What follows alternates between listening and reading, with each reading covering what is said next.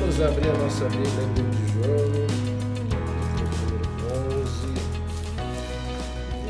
capítulo 11, a partir do versículo 28 até o 37 nós vamos estar lendo nesta noite, né? João capítulo 11, do versículo 28 até o versículo de número 37. Ok? Hoje nós vamos estar falando acerca da simpatia de Jesus, né? Por Lázaro, por Marta, por Maria. Né? A palavra simpatia também significa afeição. Né? Então, a gente vai estar tratando acerca desse assunto. Né? E aqui é interessante quando nós vamos estudar esse texto, às vezes ao ler, a gente passa meio desapercebido alguns versículos, mas aqui tem um versículo que é muito importante nós entendermos, porque ele vai trazer, pontos importantes para que a gente possa compreender e ter entendimento acerca da relação que Deus tem conosco, né? Da sua humanidade, da sua preocupação, daquilo que ele se identifica, né? Também com a nossa dor, com o nosso sofrimento. E é um versículo que às vezes a gente lê assim, mas a gente não sabe quantas coisas que dentro desse versículo realmente tem para nos ensinar, né? Que é no caso esse versículo de número 35, quando fala que Jesus, ele chorou. Né? Então a gente vai estar abordando, tratando acerca disso. Então só recapitulando algumas coisas, nós dividimos esse texto do capítulo 11 em 6 partes, nós já trabalhamos 3 partes. A primeira parte já estudamos acerca da amizade que Jesus tinha, né, com essa família de Betânia. Depois nós partimos para a segunda parte, que fala acerca da coragem de Jesus e como essa coragem influenciou a vida também dos seus discípulos. E a terceira, que foi a última que nós estudamos semana passada, nós falamos sobre a promessa de Jesus, né, que obviamente, basicamente, todo esse capítulo 11, como nós falamos na semana passada, ela está inserida, tem como base esse versículo 25 e 26 que fala: disse-lhe Jesus, eu sou a ressurreição e a vida, quem crê em mim, ainda que morra, viverá. E todo que vive e crê em mim, não morrerá eternamente. Crê isto, né? Então, essa é a base de todo esse capítulo de número 11, né? E tem como tema principal falando de Jesus como ressurreição e a vida. E hoje nós vamos estar trabalhando essa quarta parte que fala acerca dessa simpatia que Jesus tinha por essa família de Betânia, né? Essa afeição que vai do versículo 28 a 37. Então nós vamos ler esse texto todo e depois nós vamos só para o versículo de número 35 e eu queria trazer alguns pontos importantes para que nós possamos compreender literalmente como que Deus se relaciona conosco. E vou trazer também o contexto, porque é muito importante nós entendermos que dentro desse contexto onde Jesus estava inserido, havia várias ideias acerca de como Deus se relacionava com a sua criação, como Deus se relaciona conosco como homens e com os seus filhos na fé. Então é importante a gente entender, compreender, porque todas essas informações, todos esses conceitos que existiam, obviamente, acabam afetando a forma como nós pensamos acerca de Deus e como Deus se relaciona conosco. Então é importante a gente trazer esses contextos e a gente vai também rebater ponto por ponto, para que a gente realmente não venha a crer em coisas que realmente são contrárias àquilo que a própria palavra de Deus nos ensina. Então é muito importante estar atento acerca de tudo isso. Então vamos lá, vamos ler o texto então, João 11, a partir do versículo 28. Então nós vamos estar partindo para a quarta parte, desse estudo do capítulo de número 11, e nós vamos falar então acerca dessa simpatia que Jesus tinha, ou afeição pela família de Betânia. Fala assim então, versículo 28 até o 37. Tendo dito isto, retirou-se, chamou Maria, sua irmã, e lhe disse em particular: o mestre chegou e te chama. Ela, ouvindo isso, levantou-se depressa e foi ter com ele. Pois Jesus ainda não tinha entrado na aldeia, mas permanecia onde Marta se avistara com ele. Os judeus que estavam com Maria em casa a consolavam, vendo-a levantar-se depressa e a sair, seguiram-na, supondo que ela ia ao túmulo para chorar. Quando Maria chegou ao lugar onde estava Jesus, ao vê-lo, lançou-lhe aos pés, dizendo: Senhor, se estiver aqui, meu irmão não teria morrido. Jesus, vendo-a chorar, bem assim os judeus que a acompanhavam, agitou-se no espírito e comoveu-se, e perguntou: onde o sepultaste? Eles lhe responderam: Senhor, vem e vê. Versículo 35, Jesus chorou. Então disseram os judeus: vede quanto o amava. Mas alguns objetaram: não podia ele que abriu os olhos ao cego fazer que este não morresse? Vamos orar. Deus, em nome de Jesus, nós queremos nesse momento pedir a tua bênção, a tua graça, Pai, sobre as nossas vidas, e clamamos ao Senhor para que o Senhor realmente possa nos ensinar coisas preciosas de ti e que nós possamos ter a compreensão exata daquilo que realmente o Senhor quer estar nos ensinando nesta noite. Por isso, ministra sobre as nossas vidas, opera com teu poder, opera com a tua graça, e que o Senhor fale conosco. Por isso, abençoa a cada um que aqui está, abençoa aqueles que vão estar assistindo também pela internet, e que o Senhor mova de uma forma sobrenatural no nosso meio. Por isso te louvamos e agradecemos, em nome de Jesus Cristo. Amém. Então vamos lá para o versículo de número 35, né? Que esse versículo, por mais que seja curto, mas ele fala muitas coisas acerca do nosso Cristo e da relação que Jesus tem conosco, né? Então fala assim: Jesus chorou, né? Às vezes a gente olha esse texto aqui, a gente, obviamente, né, é o texto que a gente vê dentro dos evangelhos, o único, na verdade, que fala acerca de Jesus chorando, né? Nós não vamos ver em outra passagem isso está acontecendo, somente aqui. Então, quando nós realmente analisamos esse texto de Jesus chorar, a gente sabe que quando eu e você choramos, a gente não chora por qualquer coisa, né? Para eu e você chorarmos, seja de tristeza, seja de alegria, alguma coisa tem que estar mexendo conosco a tal ponto que nos leve a essa ação de estar chorando, né? Seja lá por qual motivo seja, né? Então, alguma coisa tem que mexer comigo, com você. E aqui é interessante, né, que quando a gente vê que Jesus chorou, aqui a gente vai começar a perceber claramente, né, que Jesus está demonstrando o quê? A sua plena humanidade. E, ao mesmo tempo, a sua imensa simpatia, ou seja, afeição, né, pela essa família de Betânia, né? É interessante que, além disso, nós vamos ver que lá no versículo de número 3, vamos lá, né, a gente vai perceber que os judeus, né, quando percebem que Jesus chora, no próprio versículo de número 3, no versículo 36, a gente vai ver na sequência aqui qual é a percepção que esses judeus que estavam ali perto de Jesus têm acerca disso que está acontecendo. Então Jesus chora no 35 e no 36 fala: então disseram os judeus, vede quanto o quê? O amava. Então perceba que Lázaro não era uma pessoa qualquer, era uma pessoa no qual Jesus amava. E essa relação com Lázaro é uma relação tão profunda, tão intensa, que Jesus ele deixa bem claro, né, que ele foi movido, né, por toda aquela situação. Ela viu a tristeza, não só no coração de Marta, não só no coração de Maria, mas também no coração de todos aqueles que estavam acompanhando esse momento, né, de tristeza ali dentro daquele lar. E tudo isso fala o texto que agitou Jesus. Jesus ficou agitado, né? Aquilo mexeu com ele, a tal ponto que ele chora, né? E esse chorar, declara no versículo 36, é porque Jesus o amava. Eles percebem isso. Mas isso já era também confirmado no versículo 3, né? No capítulo 11, versículo 3, fala claramente: mandaram, pois, as irmãs de Lázaro dizer a Jesus: Senhor, está enfermo aquele a quem amas, né?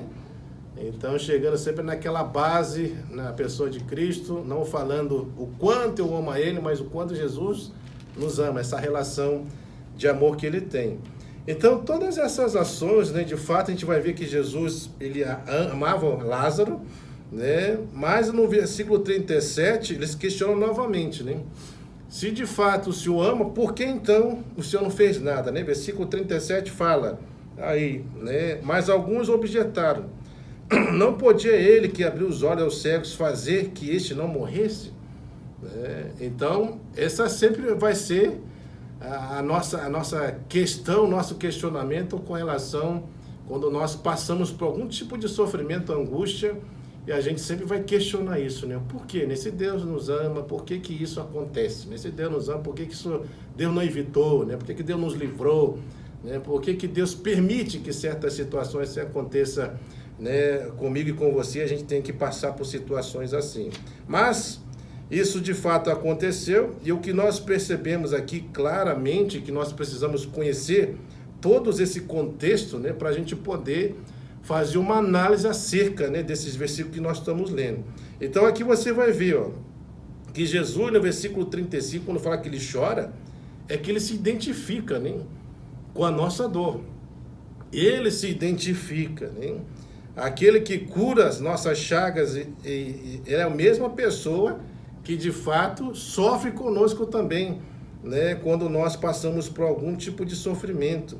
Então, essas lágrimas de Jesus não é só meramente um chorar, mas essas lágrimas de Jesus, elas vão revelar o quê? A sua humanidade, vai revelar a sua compaixão, vai revelar o seu amor, né, para comigo, para com você, a sua sensibilidade, as nossas aflições e angústias, né? Então, tudo isso é identificado, tudo isso é revelado a partir do momento que Jesus toma essa atitude de chorar. Agora, olha só, irmãos, que tudo isso que está acontecendo, quando nós vamos partir para o contexto histórico e cultural, né, dos locais, do local onde Jesus está e daquilo que estava, de alguma forma ou outra, contaminando, né, de uma forma geral, assim, a mentalidade das pessoas com relação à forma como Deus se relaciona com as pessoas. E aqui dentro do contexto da mentalidade grega, você vai ver que a característica fundamental aqui é uma expressão do grego que se chama apatheia, né? A palavra apatheia aqui é o que? A incapacidade de sentir qualquer tipo de emoção. Esse é o significado dessa palavra apatheia do grego. Então, veja, segundo, né, o contexto, a mentalidade grega, eles acreditavam que Deus, né, era incapaz de sentir qualquer tipo de emoção com relação ao ser humano. Essa é a ideia que passava na mente daquelas pessoas, ou seja, Deus então não se emociona. Deus, ele não sente nada por ninguém, né? Ele está imune a esse tipo de sentimento, né? Mas veja também que os gregos também pensavam que Deus era um ser o quê? Solitário, que ele vivia sozinho, sem paixão, sem compaixão. Então, perceba que por aqui você já vai tendo uma mentalidade daquilo que os gregos pensavam com relação a essa relação que Deus tinha com relação ao homem. Por isso que Jesus, quando chora, né, é importante a gente ter essa percepção, né, que o choro de Jesus, na verdade, é uma espécie de quebra de modelo de padrão, né, na crença grega acerca de Deus. Então ele quebra essa ação. Jesus vai mostrar claramente que Deus, ele se importa com as pessoas, né, e com a sua dor. E isso é importante, né, porque dentro da mentalidade grega isso seria o quê? Impossível acontecer. Então, por isso que esse texto do versículo 35, ele revela coisas assim profundas acerca dessa relação. Quando fala que Jesus chora. Quando as pessoas têm percepção acerca de Jesus, que realmente, nossa, veja como ele amava. Porque ele está chorando, né? E aí você vê que nos versículos anteriores, né, ele está falando claramente, né? Lá no versículo de número 33, né?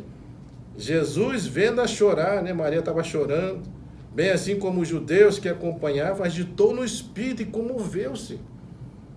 Então perceba que essas ações de Jesus vai quebrando o quê? Todos esses paradigmas, todos esses padrões e modelos que foram estabelecidos pela mentalidade grega e cultura grega, de que Deus não se relacionava, que ele não tinha essa capacidade de manter uma relação assim. Então ele vai quebrando todas essas ações, né? Então isso é muito importante, você vê que Deus ele se importa sim com o ser humano, e ele também se importa também com a sua o quê? Com a sua dor. E aí nós precisamos então aí mais profundo nesse sentido da cultura, né, grega, da cultura que estava ali envolvendo todas essas pessoas, para ver todos os tipos de conceito que as pessoas tinham acerca dessa relação de Deus com o ser humano e com relação também à sua criação. Então veja, os deístas acreditavam que Deus, né, quando ele criou todas as coisas, o que Deus fez? Ele primeiro fez toda a criação, criou o homem, e aí depois vai e abandona. Essa era a ideia dos deístas, né? Então eles acreditavam que, eles criam que de fato Deus criou todas as coisas, mas acreditavam também que ao criar, Deus que abandonou. Deus deixou, agora, bom, já que vocês já foram criados, agora se virem. Né? Mas nós percebemos que o Deus que nós servimos, ele não age assim. Ele não é um Deus que nos criou e nos abandonou. Não é. Na verdade, você vai ver que quando você vai fazendo uma análise do livro de Gênesis, você vai percebendo ali claramente, né, que Deus ele vai criando e ele vai estabelecendo todas as coisas com relação à sua criação. E nesse estabelecimento você compreende três coisas importantes. Primeiro, que tudo aquilo que Deus criou, Deus ele preserva, Deus ele sustenta, Deus ele governa, além de guiar nesse governo, né?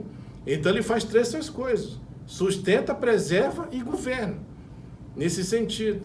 É por isso que nós vamos perceber que, por mais que o mundo ainda esteja debaixo, né, desse problema do pecado, você vai ver o que sustenta toda essa estrutura. É a ação de Deus fazendo essas três coisas, né? Sustentando, preservando e governando. Porque basta Deus tirar a mão dele, aí já era. É como se fosse um carro sem freio descendo uma ladeira. Essa é a ideia da relação de Deus conosco nesse sentido. Se Deus tirar a mão dele da sua criação e deixar a sua criação fazer as coisas do jeito que bem entender, ela se autodestrói. Essa é a ideia. O fator de não haver essa autodestruição é por quê? Porque Deus ainda está preservando, sustentando e governando toda a sua criação. Por isso que as coisas continuam funcionando da forma como nós temos. Porque caso contrário, isso seria o quê? Impossível. Então, o pensamento deísta viu que um Deus distante, não um Deus que está ali próximo da sua criação, não um Deus que está interagindo, mas um Deus longe, distante. Esse era o pensamento. Aí também, a gente vai ver também que lá os panteístas acreditavam acreditavam num Deus impessoal. Ou seja, você já sabe, conhece, né, a visão dos panteístas que acreditam que tudo é Deus. Tudo é Deus, o universo é Deus, as coisas criadas tudo é Deus. Isso quer dizer então que se eu sou Deus, eu preciso de alguém? Não, eu como Deus eu posso fazer tudo por si mesmo. Então eu não preciso de ninguém. Isso mostra dentro da visão panteísta que quando você pensa nesse sentido, então você está criando o quê? Uma perspectiva de um Deus impessoal, um Deus que não precisa se relacionar com ninguém, porque todo mundo é Deus. E se todo mundo é Deus, então não tem necessidade de ninguém. Esse é um problema, né? Porque nós vamos perceber que por mais que Deus seja Deus, né, você vai ver que Deus nunca deixou de ser um ser impessoal, um ser que não se relaciona. Pelo contrário, Deus se relaciona com a sua criação, né? Deus sempre se faz presente. Quando você vai ver, principalmente na pessoa do Espírito Santo, a relação que o Espírito Santo tem, porque ele é uma das três pessoas da Trindade, você vai ver o que ele faz. Ele intercede por nós com gemidos inexprimíveis. Ele guia a gente à verdade. Ele testifica isso, né? Realmente essa verdade no nosso coração. Ele está agindo nesse sentido. Ele intercede por nós, né? Nesse sentido, com gemidos inexprimíveis. Isso quer dizer, então, que é um Deus que está se relacionando conosco. Então, não é um Deus impessoal, que não se relaciona, que não tem intimidade. Pelo contrário, o Deus que nós servimos, e nós vamos ver que desde o início foi assim, é um Deus que sempre se preocupou com a sua criação, que sempre estava ali junto ao homem, né, na virada do dia, sempre se preocupou nesse sentido e sempre se fez presente. Então ele não é um ser impessoal, mas os panteístas acreditavam isso. Por aí você já vai percebendo quantas coisas já estão rodando na mentalidade, né, das pessoas, desse tipo de relação que Deus tem com os homens. Aí também os estoicos, crendo num Deus que é fatalista. Qual é a perspectiva da visão desses estoicos que creem num Deus fatalista? É que eles acreditam, né, que Deus ele permanece insensível, inabalável, né, inquebrantável perante o que? O sofrimento humano. É assim que eles acreditam. Ou seja, para ele, tudo já havia sido de alguma forma ou outra, tudo gira em torno do destino. Assim o destino quis. E aí, por causa disso, então, já que é o destino que quis, então eu já sei que aquilo já ia acontecer mesmo. Então, isso cria o quê? Uma falta de sensibilidade com relação àquilo que as pessoas estão passando. Se eu tenho essa perspectiva, né, desses estoicos, de um Deus fatalista, o que eu começo a sentir? Frieza com relação às coisas, com relação ao sofrimento, com relação à dor humana. Eu não me preocupo mais. Porque se eu sou um Deus fatalista, então praticamente isso aí é o destino, não tem jeito, tem que acontecer. Então você leva isso como se fosse uma coisa natural. Mas não é o que nós percebemos de Jesus, né? Jesus, a gente vê que ele está ali vendo, né, a família sofrendo e ele está ali se compadecendo. O espírito dele se agitou, por isso ele chora, né? Então a gente percebe claramente que Deus não trabalha dentro dessa perspectiva, né? Que Deus realmente ele não permanece insensível, inquebrantável, né, inabalável perante o sofrimento humano. Ele não age assim, dessa maneira, né? Mas isso, os estoicos acreditavam de um Deus assim. E aí também nós vamos ver, irmãos, que esse Deus, ele não está morto numa cruz, né, pregado numa cruz. É o que muitos pensavam, né, que Jesus, quando foi pregado na cruz, foi, já era, acabou-se. Não tem mais o que fazer. Está morto. Nem os próprios discípulos de Jesus, né, depois que o homem de Jesus foi crucificado, eles tinham, assim, realmente aquela perspectiva e inclusive de prosseguir, porque aquilo abateu eles de uma tal maneira que realmente eles se esqueceram daquilo que Jesus falou. Que ele realmente seria levado, seria morto, mas ao terceiro dia ele ia ressurgir. Mas eles estavam presos o quê? Apenas num Deus morto, num Deus crucificado. E nós temos que entender isso, né? Que Deus ele não está morto numa cruz. Ele não está ali preso, pregar naquela cruz e ficou ali e já era, acabou, não tem mais o que fazer. Pelo contrário, né? Então ele continua, realmente, por mais que tenha morrido numa cruz, ele continua vivo, né? Aí também você vai ver claramente que também esse Deus não é um Deus legalista, né? Como que os fariseus imaginavam, de aquele Deus xerife, daquele Deus carrasco, daquele Deus que fica esperando você cometer um erro, uma falha para chegar e pá em você, né? Vir e pá e cometer qualquer tipo de ação nesse sentido, te corrigindo, né? E essa é a visão que as pessoas vão tendo de Deus, né? Então, esse Deus, quando nós olhamos para um Deus legalista, né, a gente vai perceber claramente assim que por trás de toda essa ação, né, as pessoas elas começam a ter aquela perspectiva assim, equivocada acerca de Deus.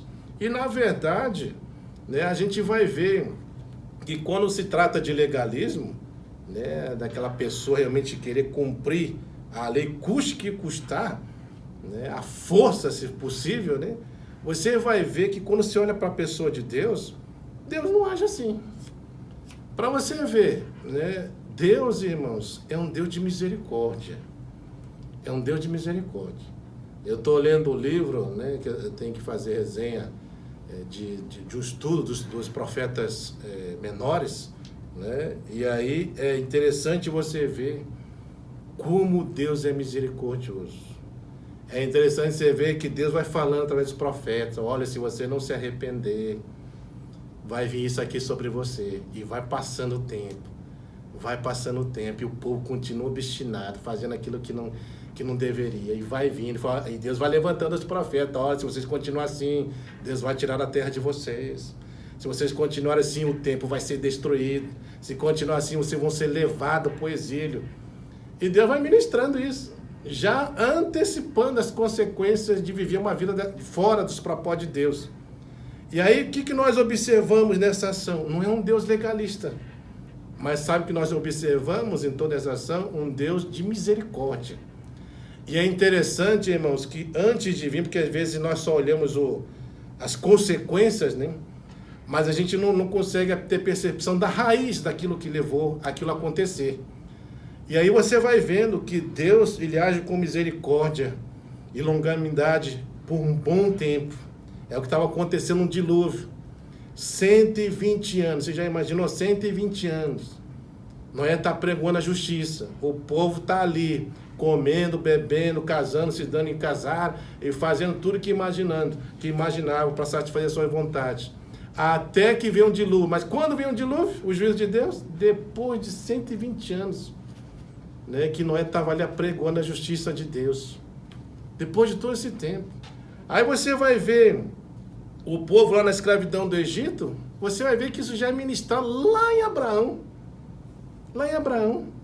Por causa da rebeldia do povo seria levado para essa escravidão. Seria levado. Mas olha quanto tempo se passou até chegar a essa escravidão. E assim nós vamos vendo, jogando para os nossos dias, né? Que antes de chegar qualquer juízo sobre qualquer pessoa, sobre qualquer nação, Deus está agindo, sabe com o quê? Com longanimidade. Ou seja, ninguém vai sofrer uma consequência sem antes Deus ser longânimo, paciente, misericordioso, esperando que a pessoa se arrependa, que a pessoa se volte, para que a pessoa largue aquele caminho, deixe de ficar obstinado a fazer coisas erradas, e Deus está ali, longânimo, paciente, com misericórdia. E aí você vai ver, irmãos, que quando uma coisa acontece com alguém, você pode ter certeza que Deus já vinha avisando esse alguém, mas já vinha avisando, era por meio da palavra, por meio de servos, é por meio de algum testemunho, é por meio de alguém que se levanta e fala alguma coisa, mas a pessoa está ali obstinada, fazendo coisa errada, até que chega a ação de juízo de Deus. É assim que Deus trabalha. Então nós vamos percebendo que dentro dessa perspectiva, né, nosso Deus, ele não é um Deus legalista nesse ponto, como os fariseus. Ele não é um Deus carrasco. Porque se Deus fosse um Deus legalista, nós estávamos perdidos, irmãs. Literalmente perdidos. Porque imagina se Deus esperar eu e você falharmos, uma falhinha só que seja, a gente estava perdido. Todo mundo estaria perdido, essa é a verdade. Todos, não ia sobrar um nesse ponto. Mas que você enxerga misericórdia de Deus. Misericórdia, bondade desse Deus. Então, esses pensamentos estão correndo. E aí você vai ver que além dessa questão de um Deus legalista, o que nós podemos chegar à conclusão é que as pessoas, de alguma forma ou outra, elas estão impregnadas com todos esses conceitos acerca de Deus, na relação que Ele tem conosco. Está impregnado com tudo isso aqui. Há muitas pessoas pensando dessa forma, dessa maneira, né? E aí a gente tem que entender o quê? Que Deus não é assim, que na verdade o nosso Deus é o que a Bíblia fala, é um Deus Emanuel. É um Deus que está conosco, né? Por isso você pode ter essa certeza que é Ele que chora, né, com você, é Ele que sofre com você, que Ele se importa, né, com você, que Ele se identifica com a minha dor, com o seu sofrimento. Tudo isso. Ele é o Deus que chora, que sofre, que trata a nossa dor. Então, quando você tem essa percepção, você começa a ver, então, que todos esses conceitos começam a quê? Cair por terra. Todos eles vão caindo por terra. E era exatamente esses conceitos que as pessoas tinham com relação à pessoa de Deus. Agora, veja só, irmãos, por que é importante conhecer esse contexto e veja agora por que é importante nós entendermos essa relação de Deus conosco. Como é que Ele se relaciona? Por que Jesus, né, ele trabalha dessa forma? Por que Ele se identifica? Porque Ele viveu todas essas mazelas, todo o sofrimento, toda a dor, todo tipo de injustiça, Ele sofreu aqui. em carne, quando ele vê esse mundo. Por isso ele se identifica, por isso ele sabe o que é dor, o que é sofrimento, porque ele passou por cada um desses processos que você passamos no decorrer da nossa existência. Quer ver só? Lá em Mateus 8, do 18 em diante, a gente vai ver uma das coisas que Jesus passou. A dor de ser sem teto, de não ter lugar, né, para morar. Olha aí, vamos lá ver Mateus 8, 18, 22. Aqui ele vai trazer exatamente essa relação daqueles que realmente queriam ser discípulos de Cristo. E qual é a mentalidade que eles já deviam ter ao você ser um seguidor de Cristo? Ele fala aqui, 8:22, né? Fala assim, replicou, porém, Jesus. Aliás, nem esse aqui não, 8:18, perdão. 8:18 até o 22. Vendo Jesus muita gente ao seu redor, ordenou que passasse para outra margem. Então, aproximando dele um escriba, disse-lhe, mestre, seguirei-te-ei para onde quer que fores. Mas Jesus lhe respondeu, as esposas têm os seus covis, ou seja, tem lugar para ficar, né? As aves do céu, ninhos, então tem lugar para ficar. Mas o filho do homem não tem onde reclinar a cabeça. E outros dos discípulos lhe disse, Senhor, permite primeiro sepultar meu pai. Replicou Jesus, segue e deixa os mortos sepultar os seus próprios mortos. Então, essas expressões que Jesus vai utilizando aqui, ele vai deixando bem claro que todos aqueles que são seguidores dele devem ter essa consciência, né, de que nós, como servo de Deus, nós não temos um lugar fixo. Essa é a ideia. Você pode estar aqui e Deus simplesmente chegar e falar para você, você vai para tal lugar. Isso quer dizer então, que você não vai ter um lugar fixo, né? Então é como se fosse um sem-teto nesse sentido, onde você vira e mexe, vai ter que ir para cá, vai para lá, simplesmente para poder cumprir o propósito e a vontade de Deus, né? Então Jesus sabe, ele sabe o que é a dor de viver dessa forma. Outra coisa, ele sabe a dor da solidão.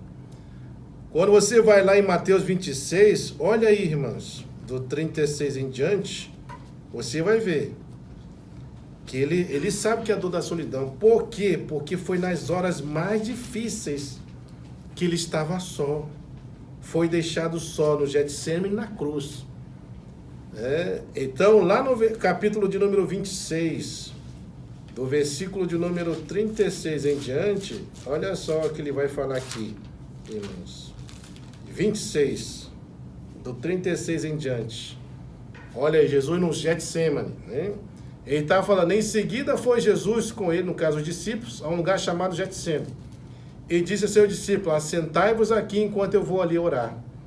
E levando consigo a Pedro e a 2 filhos de Zebedeu, começou a entristecer-se e angustiar-se. Então ele disse, a minha alma está profundamente triste até a morte, fica aqui e vigiai comigo. Adiantando-se um pouco, prostou-se sobre o seu rosto e orando, dizendo, meu pai, se possível, passe de mim este cálice, todavia não seja feito como eu quero, e sim como tu queres. E voltando para os discípulos, achou-os dormindo. E disse Pedro, então nem uma hora pudestes vos vigiar comigo? Vós vigiar comigo? Vigiai e orai para que não entres em tentação. O espírito, na verdade, está pronto, mas a carne é fraca. Tornando a retirar-se, orou de novo, dizendo, meu pai, se não é possível, passa de mim este cálice, sem que eu beba e faça a tua vontade. A tua vontade. E voltando, achou outra vez o quê? Está dormindo de novo. Os discípulos, né? E aí vai, deixando novamente foi orar, 44, pela terceira vez, repetindo as mesmas palavras. Então voltou para os discípulos e disse ainda dormis e repousais? Eis que é chegada a hora e o Filho do Homem está sendo entregue nas mãos de pecadores. Levantai-vos, vamos, eis que o traidor se aproxima. Então aqui no Getsêmani você vai ver, no momento de maior angústia de Jesus está aqui, está sozinho.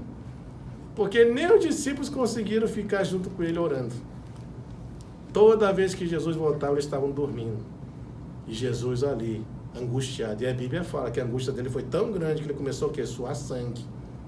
E as pessoas que trabalham na área de medicina falam que uma pessoa para suar sangue, ela tem que estar num estado de aflição, mas tão grande, né, para chegar a uma situação assim, de acabar suando sangue. Tamanha a angústia dele, né? E ele ali, Senhor, se possível, passa de mim esse cálice, porque ele sabia o preço disso. Mas ele fala, contudo não se faça a minha vontade, mas a tua, né? Ele vai até o final, sozinho. E na cruz a gente sabe, né, irmãos? Na cruz, pode ver que todos aqueles falam, não, Senhor, se for para você, a gente vai até com o Senhor. Todo mundo fugiu.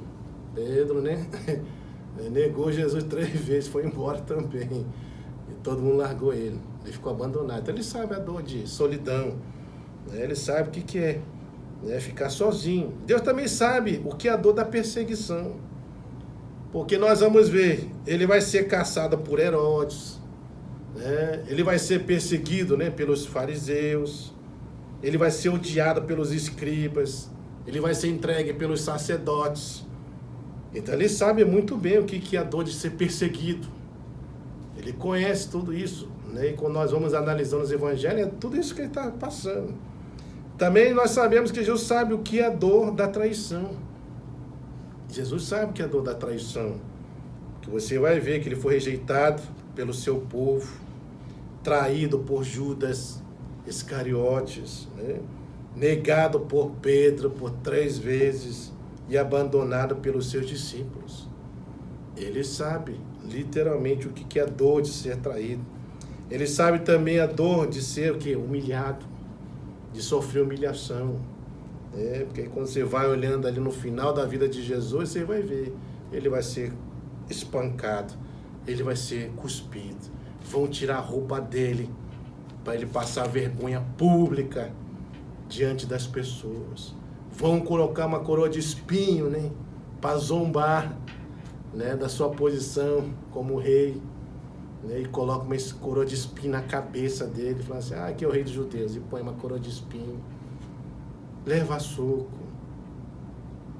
ele é perfurado nas suas mãos, ele é perfurado nos seus pés, ele é perfurado por uma lança.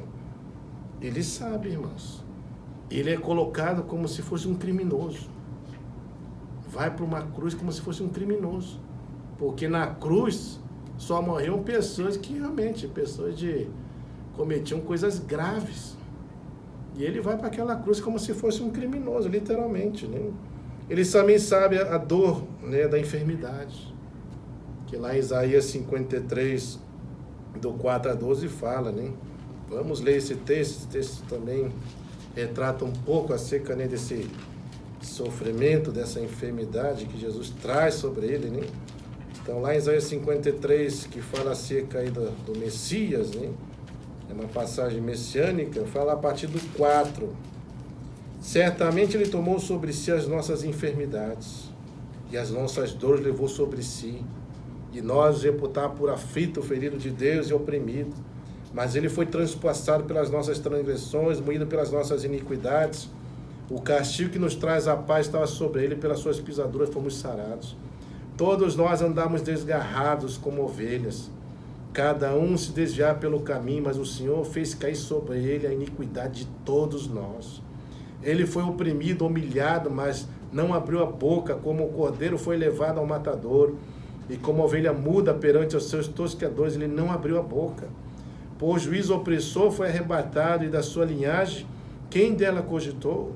Porquanto foi cortado da terra dos viventes, por causa da transgressão do meu povo, foi ele ferido. Designaram em sepultura com os perversos, mas com o rico esteve na sua morte, posto que nunca fez justiça, nem dolo algum se achou em sua boca. Todavia o Senhor agradou moê-lo, fazendo enfermar. Quando der ele a sua alma como oferta pelo pecado, verá sua posteridade, prolongará os seus dias, e a vontade do Senhor prosperará em suas mãos. Ele verá o fruto do penoso trabalho de sua alma e ficará satisfeito. Isso aqui é algo assim tremendo, irmãos. Você sabia que Jesus fez tudo isso, irmãos? E ele vai ficar o quê? Satisfeito. Sabe por quê? Porque através do sacrifício, muitos de todas as tribos, língua, povo e nação se achegarão a ele, né? Alcançarão de novo reconciliação com Deus, poderão fazer parte do seu reino, terão a bênção, né, da vida eterna, entrarão no novo céu e na nova terra. E ele fica o que? Satisfeito com isso. Então nós vamos vendo que dentro desse texto, Jesus sabe o que é a dor da enfermidade. Ele passou, né? Jesus sabe o que é a dor da morte, né? A gente vê claramente que depois que ele morreu e a morte dele teve como propósito o quê? Pagar esse preço pelo pecado, né? Tirar, através do sacrifício dele, a condenação que estava sobre nós, nos substituir numa cruz, porque é óbvio que o salário do pecado é morte, só alguém perfeito poderia cumprir com esse sacrifício. A gente sabe que ser humano nenhum poderia, porque nenhum ser humano é perfeito, só Deus é. E ele faz isso por mim e por você. Vai lá e vence a morte, né? Como fala aí, ó, em 1 Coríntios 15, vamos ler.